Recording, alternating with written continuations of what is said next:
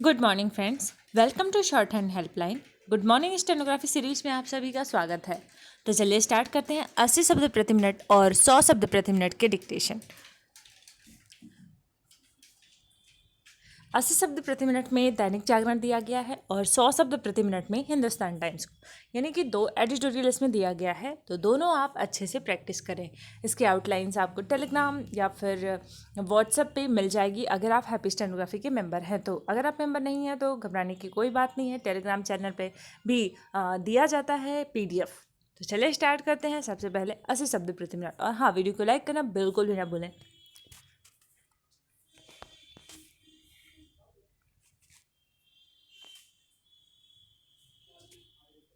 Start.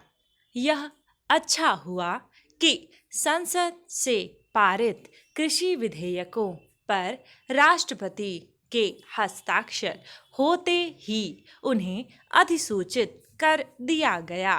यह कार्य इसके बावजूद किया जाना आवश्यक था कि कई विपक्षी दल इन विधेयकों के विरोध में किसानों को सड़कों पर उतारने के साथ राष्ट्रपति से यह आग्रह करने में लगे हुए थे कि वह उन पर हस्ताक्षर न करें। यह एक अलोकतांत्रिक मांग थी और ऐसी मांगों की अनदेखी ही होनी चाहिए। इसलिए और भी क्योंकि जो विपक्षी दल राष्ट्रपति से कृषि विधेयकों को मंजूरी न देने की अपील कर रहे थे, उन्होंने राज्यसभा में उन पर बहस करने के बजाय हंगामा करना आवश्यक समझा, और वह भी ऐसा हंगामा जो समस्त मर्यादाओं को तार तार कर गया।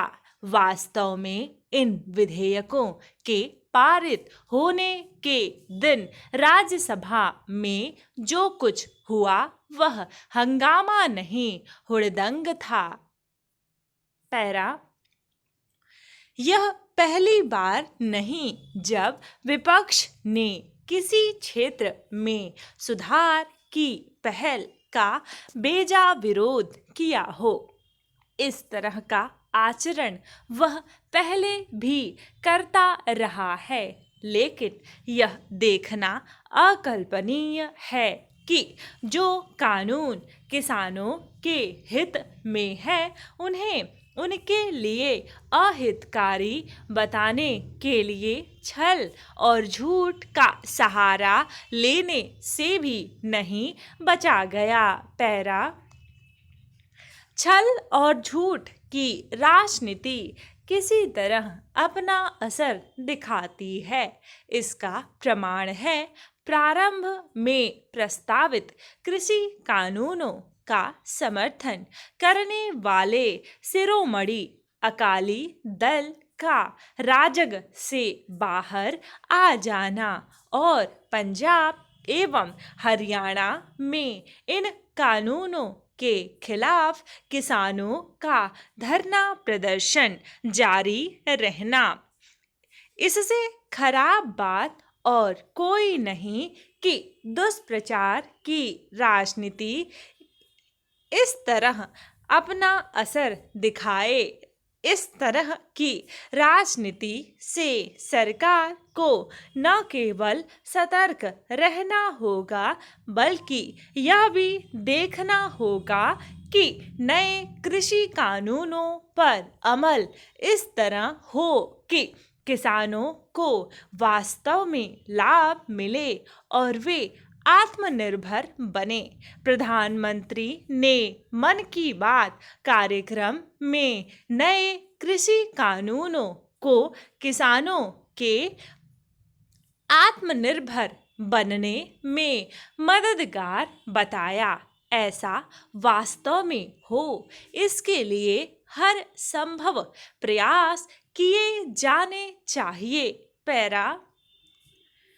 नए कृषि कानून किसानों को अपनी उपज मंडियों के बाहर भी बेचने की स्वतंत्रता प्रदान करने वाले हैं, लेकिन इसे सुनिश्चित करने की आवश्यकता है कि यह स्वतंत्रता उनकी आय बढ़ाने वाली साबित हो। यह केवल केंद्र सरकार ही नहीं, राज्य सरकारों को भी देखना चाहिए। जब कृषि समवर्ती सूची का विषय है, तब राज्यों का भी यह दायित्व बनता है कि वे किसानों की भलाई के लिए उठाए जा रहे कदमों को अपना सहयोग प्रदान करें।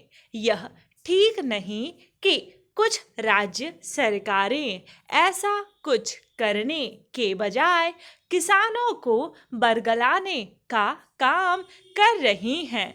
यह एक तरह से किसान विरोधी आचरण है।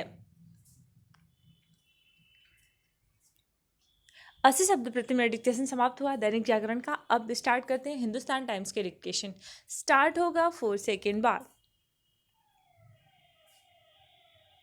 स्टार्ट।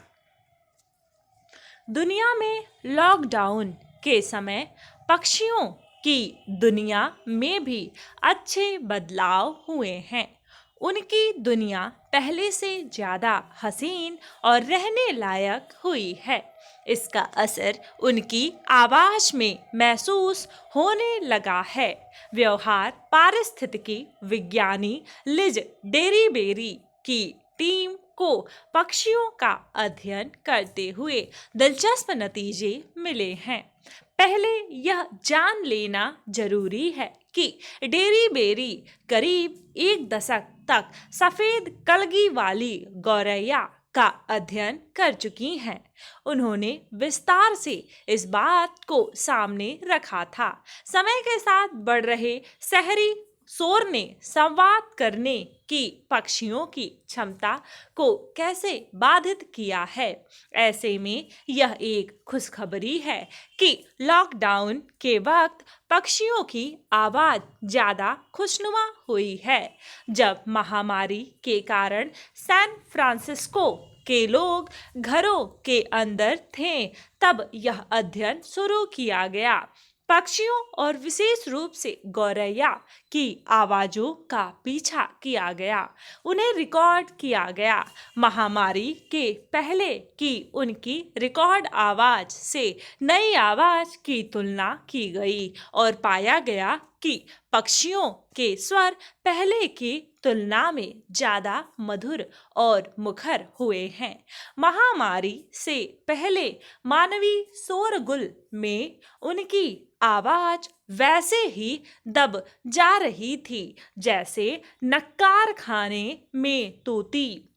सैन फ्रांसिस्को की सूनी पड़ी सड़कों पर पक्षियों की आवाज़ रिकॉर्ड करके डेरीबेरी और उनके सहयोगियों ने खुलासा किया कि लॉकडाउन के समय पक्षियों की आवाज़ की गुणवत्ता व दक्षता दोनों में नाटकीय रूप से सुधार हुआ है। खासकर नर पक्षी ज़्यादा सुरीले हुए हैं। उन्हें अपने क्षेत्र की रक्षा व नया साथी खोजने के लिए अपने गीत संगीत का सहारा लेना पड़ता है।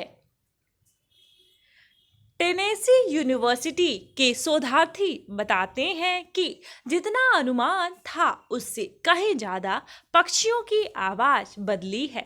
इससे पता चलता है ध्वनि प्रदूषण किस तरह पक्षियों की आवाज़ और दुनिया को नुकसान पहुंचाता है।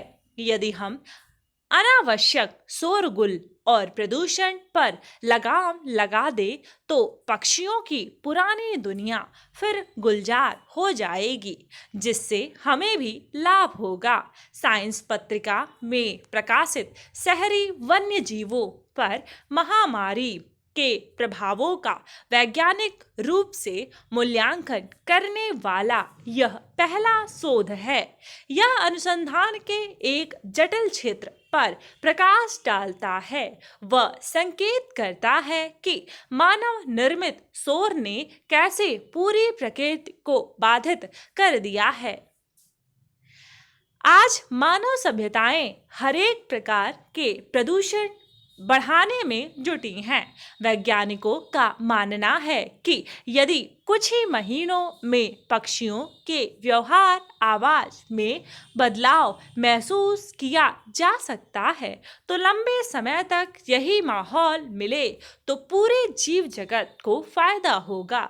दुनिया मधुर ध्वनियों से सराबोर हो सकती है।